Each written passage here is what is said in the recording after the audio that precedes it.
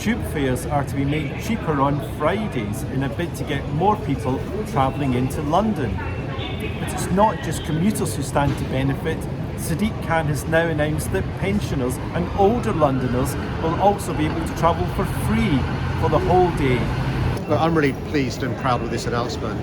We're at the one hand freezing TfL fares for the next year, but I've also announced that TfL will be undertaking a groundbreaking 3-month trial for Fridays to be off-peak for the entire day, and it provides a huge boon to those above the age of 60. The great news about this 3-month trial is those 1.2 million Londoners can now benefit travelling before 9 AM on a Friday.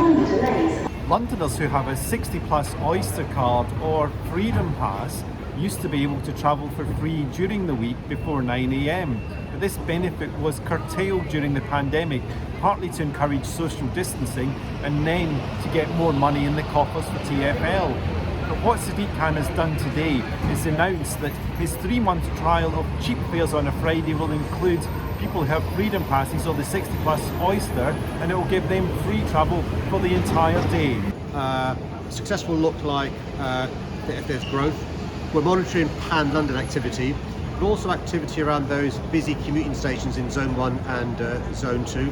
We'll also have to see if there are any unintended consequences on other days. The great thing is it's been really well received by the business community, retail, hospitality, culture, those struggling with the cost of living crisis. So what it means is if you travel between 6:30 AM and 9:30 AM, between 4 PM and 7 PM, just for one journey you could be saving up to £2. It's a huge win for those struggling with the cost of living crisis, but also our business as well. The decision to scrap peak fares on a Friday comes after Sadiq announced he was also freezing all pay-as-you-go fares for the next year. But this has prompted questions from his critics at City Hall, not least where's he got the money from. It's costing £24 million for his Friday fares initiative and £123 million for the annual fares freeze.